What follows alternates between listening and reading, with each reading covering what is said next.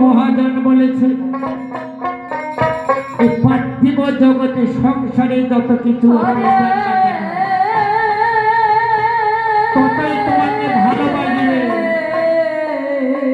এই জগতে যেদিন তোমার দেওয়া শেষ হয়ে যাবে সেদিন পুত্র কন্যা কাউকে তোমাকে ভালোবাসবে না। হরি বল হরি বল, শুধু একজনে ভালোবাসবে,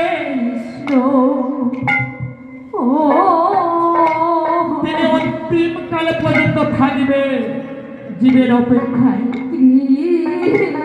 প্রাণহী ভগবান